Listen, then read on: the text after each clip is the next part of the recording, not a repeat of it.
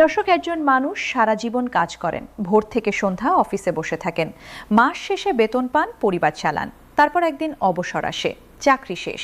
কিন্তু জীবন তো শেষ নয়, দায়িত্ব তো শেষ নয়, বরং এই সময়ে খরচ বাড়ে, অসুখ বাড়ে, চিন্তা বাড়ে। আর সেই সময় যদি হাতে থাকে মাত্র কয়েক হাজার টাকা পেনশন, তাহলে জীবনটা কেমন হয় একবার ভাবুন তো। আজকের সংবাদ ঠিক সেই মানুষগুলোর জন্য যারা দীর্ঘদিন ধরে এমন জীবন কাটিয়ে আসছিলেন, আর আজ তাদের জীবনে এসেছে পরিবর্তনের বার্তা। মাত্র কয়েক ঘন্টা আগে রাজধানীর মন্ত্রিপরিষদ বিভাগে নবম জাতীয় বেতন কমিশনের চূড়ান্ত সভা শেষ হয়েছে এবং সেই সভায় যে সিদ্ধান্ত নেওয়া হয়েছে তা বাংলাদেশের প্রশাসনিক ইতিহাসে এক নতুন দৃষ্টান্ত স্থাপন করতে যাচ্ছে। প্রথমবারের মতো একটি বেতন কমিশন পেনশনভোগীদের প্রতি এত সংবেদনশীল, এত উদার, এত মানবিক। আমি সরাসরি মূল তথ্যে যাচ্ছি, কারণ এই তথ্যগুলো জানার জন্য দেশের কয়েক লক্ষ মানুষ প্রতীক্ষায় আছেন। যেসব পেনশনভোগী মাসে 20,000 টাকার কম পান, তাদের পেনশন দ্বিগুণ করা হবে। একবার নয়, দুইবার বলছি, দ্বিগুণ, শতভাগ বৃদ্ধি। যিনি আজ 7,000 টাকা পেনশন পান, কাল তিনি পাবেন 14,000। যিনি 11,000 পান, তার পেনশন হবে 22,000। যিনি 15,000 পান, সেটা হবে 30,000 টাকা। এই বৃদ্ধি কাগজে কলমে হয়তো শুধুই সংখ্যা, কিন্তু বাস্তবে এটা কি জানেন? এটা একজন বৃদ্ধ মানুষের মুখে হাসি ফোটানো, এটা একজন বৃদ্ধা মায়ের চোখে জল মোছানো, এটা একজন অবসরপ্রাপ্ত শিক্ষকের হাতে নতুন করে বই কেনার সামর্থ্য দেওয়া, এটা একজন প্রাক্তন সরকারি কর্মচারীকে বাজারে গিয়ে মাথা উঁচু করে দাঁড়ানোর সাহস দেওয়া। আমাদের দেশে হাজার হাজার পেনশনভোগী আছেন যাদের মাসিক পেনশন 4, 5, 6,000 টাকা। এই টাকায় কি একজন মানুষ মাস চালাতে পারেন? বাজারে একবার গেলেই বোঝা যায় 1 কেজি মাছ কত, 1 কেজি চাল কত, সবজি কত। তার উপর বিদ্যুৎ বিল, বাড়ি ভাড়া, ওষুধপত্র, মাসের মাঝামাঝি পকেট শূন্য। তখন হয় সন্তানের কাছে হাত পাততে হয়, না হয় ধার করতে হয়। একজন মানুষ যিনি সারা জীবন স্বাবলম্বী ছিলেন, তাকে বৃদ্ধ বয়সে এভাবে নির্ভরশীল হতে হয়। এর চেয়ে বড় কষ্ট আর কি হতে পারে?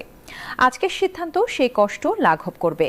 পেনশন দ্বিগুণ মানে জীবনে নতুন শ্বাস ফেলার সুযোগ, মানে প্রতিদিন বাঁচার জন্য লড়াই নয়, একটু স্বস্তিতে থাকার সুযোগ। কমিশন এখানে একটা চমৎকার কাজ করেছে। তারা বুঝেছেন সবার অবস্থা এক নয়, তাই পেনশনভোগীদের 3টি ভাগে ভাগ করেছেন এবং প্রত্যেক ভাগের জন্য আলাদা হারে বৃদ্ধির ব্যবস্থা করেছেন। যাদের সবচেয়ে বেশি প্রয়োজন তাদের সবচেয়ে বেশি দেওয়া হয়েছে। এটাই তো প্রকৃত সামাজিক ন্যায় বিচার। দ্বিতীয় শ্রেণীতে আছেন মধ্যবিত্ত পেনশনভোগীরা, যারা মাসে 20 থেকে 40,000 টাকা পেনশন পান। তাদের পেনশন বাড়বে 75%। এই শ্রেণীটা সমাজের সবচেয়ে নীরব যোদ্ধা।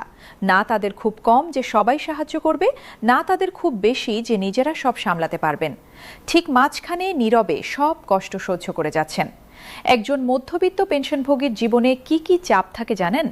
একটা মেয়ের বিয়ে দিতে হবে, একটা ছেলে বেকার বসে আছে, নাতি নাতনিদের স্কুলের খরচ দিতে হয়, নিজের ডায়াবেটিসের ওষুধ কিনতে হয়, স্ত্রীর উচ্চ রক্তচাপের চিকিৎসা করাতে হয়। সব মিলিয়ে প্রতি মাসে টানা পড়েন, কোনো মতে মাস শেষ হয়। এই 75% বৃদ্ধি তাদের জীবনে প্রকৃত পরিবর্তন আনবে।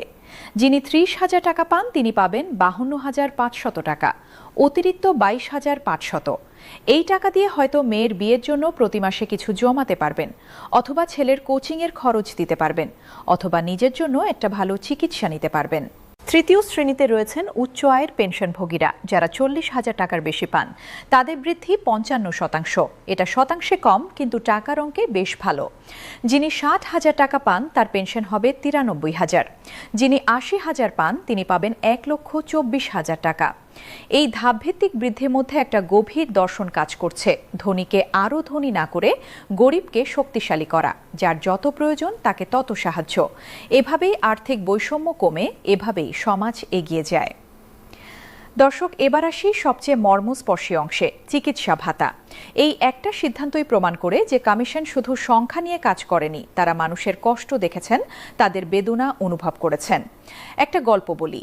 একজন 80 বছরের বৃদ্ধ সকালে ঘুম থেকে উঠেই 4টা ট্যাবলেট খান, রক্তচাপের, ডায়াবেটিসের, হার্টের, কিডনির। সন্ধ্যায় আরও 3টা, রাতে ঘুমানোর আগে আরও 2টো। প্রতি সপ্তাহে ডাক্তারের চেম্বারে যেতে হয়। প্রতি 15 দিনে রক্ত পরীক্ষা, মাসে একবার ইসিজি, মাঝে মধ্যে আল্ট্রাসাউন্ড, কখনো হঠাৎ অসুস্থ হলে হাসপাতালে ভর্তি। এসবের খরচ কত বলুন তো? শুধু ওষুধেই মাসে 12-15 হাজার টাকা, ডাক্তারের ফি 4-5 হাজার, পরীক্ষা নিরীক্ষায় আরও 5-6 হাজার, সব মিলিয়ে মাসে 25-30 হাজার টাকা চিকিৎসায় চলে যায়। এখন যদি তার পেনশন হয় 15-20 হাজার, তাহলে বাকি টাকা কোথা থেকে আসবে? পরিবারের ওপর চাপ পড়বে, সন্তানদের কাছে হাত পাততে হবে, আর এখানেই সবচেয়ে বড় যন্ত্রণা। একজন মানুষ যিনি সারা জীবন স্বাবলম্বী ছিলেন, যিনি নিজে সবার দেখাশোনা করতেন, তাকে বৃদ্ধ বয়সে অসহায়ের মতো নির্ভরশীল হতে হয়। অসুখ হলে ভাবতে হয় টাকা কোথায় পাবো, ওষুধ কিনবো কিভাবে। এই মানসিক যন্ত্রণা শারীরিক ব্যথার চেয়েও কষ্টদায়ক। কমিশন এই যন্ত্রণা বুঝেছে। তারা সুপারিশ করেছেন, যাদের বয়স 75 বছর বা তার বেশি, তারা পাবেন মাসিক 10,000 টাকা চিকিৎসা ভাতা। 10,000 টাকা মানে কি জানেন? মানে স্বাধীনতা, নিজের ওষুধ নিজে কিনতে পারার স্বাধীনতা, ডাক্তার দেখাতে গিয়ে কারো মুখ চাওয়া না লাগার স্বাধীনতা, অসুস্থ হলে নিজের টাকায় চিকিৎসা করানোর স্বাধীনতা। এটাই তো মর্যাদা, এটাই তো সম্মান। আর যাদের বয়স 55 বছরের কম, তাদের জন্য 5,000 টাকা চিকিৎসা ভাতা। এই বয়সভিত্তিক পার্থক্য সম্পূর্ণ যৌক্তিক, কারণ বয়স যত বাড়ে চিকিৎসা খরচও তত বাড়ে। একজন 55 বছর বয়সের চেয়ে একজন 75 বছর বয়সের চিকিৎসা খরচ স্বাভাবিকভাবেই অনেক বেশি। বর্তমানে চাকরিরতদের জন্য সুসংবাদ রয়েছে। একজন নতুন কর্মচারী যিনি এখনই 4র্থ শ্রেণীতে যোগদান করছেন, তার মূল বেতন হবে 20,250 টাকা। চাকরিতে ঢোকার প্রথম দিন থেকেই এই বেতন। এর সাথে বাড়ি ভাড়া ভাতা, চিকিৎসা ভাতা, যাতায়াত ভাতা যোগ হলে পুরো প্যাকেজ হবে বেশ আকর্ষণীয়।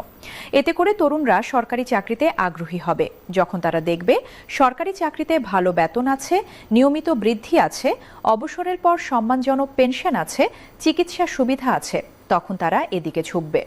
আর মেধাবীরা প্রশাসনে এলে দেশের সেবার মান বাড়বে, দুর্নীতি কমবে, উন্নয়ন ত্বরান্বিত হবে। দর্শক, একটা তথ্য মনে রাখবেন, স্বাধীনতার পর থেকে এ পর্যন্ত 8টি জাতীয় বেতন স্কেল হয়েছে, কিন্তু কোনো স্কেলেই পেনশনভোগীদের এত গুরুত্ব দেওয়া হয়নি। তারা সব সময় থেকে গেছেন পেছনে, উপেক্ষিত। কিন্তু নবম বেতন স্কেল ভিন্ন। এবার প্রথমবারের মতো অবসরপ্রাপ্তদের বলা হচ্ছে, আপনারা গুরুত্বপূর্ণ, আপনাদের কষ্ট আমরা বুঝি, আপনাদের মর্যাদা আমরা রক্ষা করব।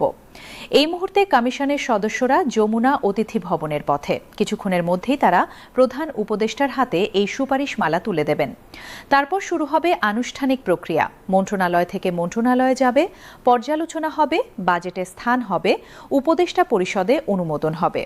কতদিন লাগবে সঠিক বলা মুশকিল, তবে কমিশন তাদের দায়িত্ব পালন করেছে। এখন সরকারের পালা। আশা করা যায় দ্রুততার সাথে এটি বাস্তবায়িত হবে, কারণ অপেক্ষমান আছেন কয়েক লক্ষ মানুষ। প্রতিদিন সকালে উঠে তারা খবর দেখছেন, প্রতি মাসে যখন পেনশন আসে তখন ভাবছেন কবে থেকে নতুন হারে পাবেন। এই মানুষগুলো কারা? এরা আমাদেরই পরিবারের অংশ। আপনার দাদা আমার নানা, আপনার চাচা আমার মামা। এরা সেই মানুষ যারা জীবনের শ্রেষ্ঠ সময় দেশের সেবায় কাটিয়েছেন।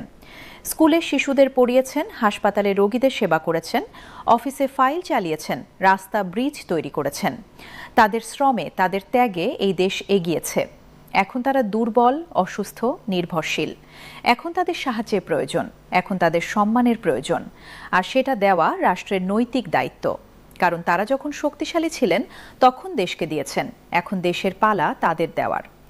নবম জাতীয় বেতন কমিশনের এই সুপারিশমালা সেই দায়িত্ব পালনের শুরু। এটা শুধু একটা প্রশাসনিক সিদ্ধান্ত নয়, এটা মানবিকতার জয়। এটা রাষ্ট্রের পক্ষ থেকে একটা বার্তা। আমরা আমাদের প্রবীণদের ভুলে যাইনি, তাদের অবদান আমরা মনে রাখি, তাদের কষ্ট আমরা অনুভব করি, এবং তাই তাদের জীবনের শেষ দিনগুলো সম্মানজনক করতে আমরা প্রতিশ্রুতিবদ্ধ।